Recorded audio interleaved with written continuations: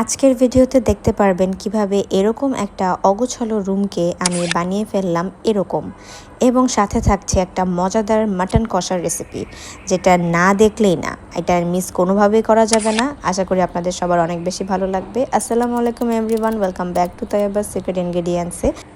শুরু করছি একেবারেই সকাল থেকে। প্রথমে একটি মগে আমি পানি নিয়ে নিই, এরপর আমি এর মধ্যে তোকমা, ইসবগুল এগুলো ভিজিয়ে কিছুক্ষণ নাড়াচাড়া করে তারপর এটাকে আমি খেয়ে থাকি। রিসেন্টলি আমি চিয়া সিডও অ্যাড করছি এবং এটা আমার মনে হয় মর্নিং ড্রিঙ্ক হিসেবে খুবই হেলদি। আপনারা প্রতিদিন না পারলেও এটা চেষ্টা করবেন ডায়েটে রাখতে। আমি চিয়া সিডটাও একটা বক্সে করে রেখে দিই, মানে একটা কন্টেনার, যে কোনো কন্টেনারেই আপনারা রাখতে পারেন, এয়ারটাইট কন্টেনারে। তো আমি এরকম চিয়া সিড রেখে দিয়েছি, আমার মর্নিংয়ে এটাকে অ্যাড করলাম। এটার মধ্যে যেহেতু সব কিছুই আছে বলতে গেলে, ভিটামিন এ, সি, বি সবই আছে, তো এটাকে আমি আসলে অ্যাড করার চেষ্টা করছি রুটিনে, এবং আমি এটা রেগুলার খেয়ে থাকি। এরপর আমি আমার রুমে চলে গেলাম।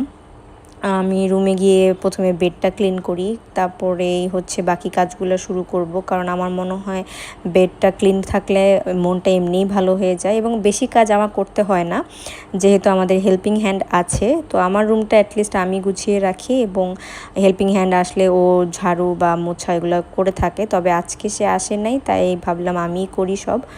তো এখানে ঝাড়ু টাড়ু দিলাম, পুরা বাসা ঝাড়ু টাড়ু দিয়ে আমি আসলে অনেক টায়ার্ড হয়ে গেছিলাম। নিজের জন্য একটা ব্রেকফাস্ট নিয়ে নিলাম, কিছু বাদাম নিয়েছি এবং ঘিয়ের মধ্যে ডিমটাকে ভেজে নিয়েছি।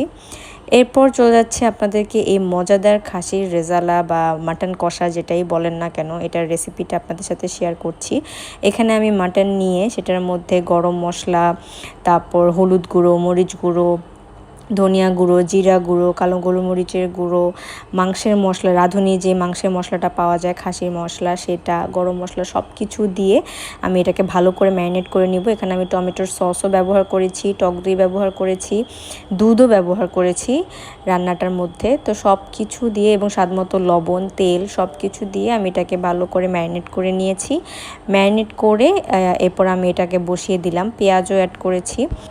এখানে বাদাম গুঁড়ো ব্যবহার করেছে আম্মু, কিন্তু আপনারা চাইলে এখানে বাদাম পেস্টও ব্যবহার করতে পারেন, যে কোনোটাই আসলে অ্যাড করতে পারেন। তো এটা ছিল মাংসের ফাইনাল লুক। এরপর আমার আর কোনো ক্লিপ নেওয়া হয়নি, কারণ অনেকবার এটাকে আসলে স্লো কুক করা হয়েছে এবং 1.5 মগ পানিতেই রান্নাটা করা হয়েছে, বেশি একটা পানি লাগেনি। তবে মাংস সিদ্ধ হওয়ার জন্য যতটুকু প্রয়োজন ততটুকু অ্যাড করতে পারেন।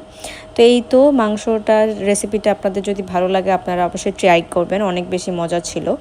এরপর আমি চলে আসছি এই রুমটাতে। আমরা বাসা শিফট করার পর থেকে এই রুমটাতে আসলে যত আমাদের এক্সট্রা কাপড় চোপড় বা জিনিসপত্র ছিল এখানেই রাখা হয়েছিল।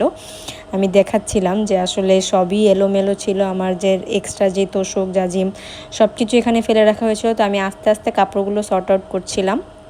প্রথমে আমি শাড়িগুলোকে ঢুকিয়ে ফেলেছি এবং কাপড়গুলোকে আমি সেট করছি, যেগুলো একদম রেগুলার ওয়্যার। এই ড্রয়ারটার মধ্যেও আসলে অনেক কাপড় আছে, এই 3টা থাকে রাখা হয়েছে।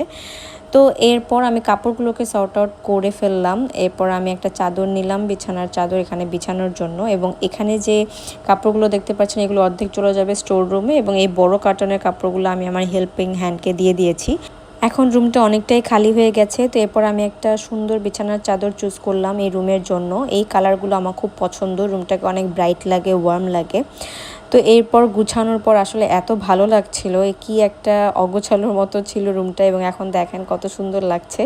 তো অল্প অল্প করে গুছাচ্ছি এবং আপনাদের সাথে শেয়ার করছি। এখনও কার্টেন্স আনা বাকি, অনেক কিছুই আনা বাকি, সেটা অল্প অল্প করে আনবো, আস্তে আস্তে আনবো এবং আপনাদের সাথে শেয়ার করব। এখানে আমি একটা কার্পেটও অ্যাড করেছি। এই ছিল আমার আজকের ছোট্ট একটা ভিডিও, আমার বাসার টুকিটাকি কাজ নিয়ে আজকে ভিডিওটা করেছি। আশা করি আপনাদের সবার অনেক বেশি ভালো লাগবে। যদি ভালো লেগে থাকে আমাকে অবশ্যই কমেন্ট করে জানাবেন, চ্যানেলটিকে সাবস্ক্রাইব করে দিবেন। আল্লাহ হাফেজ।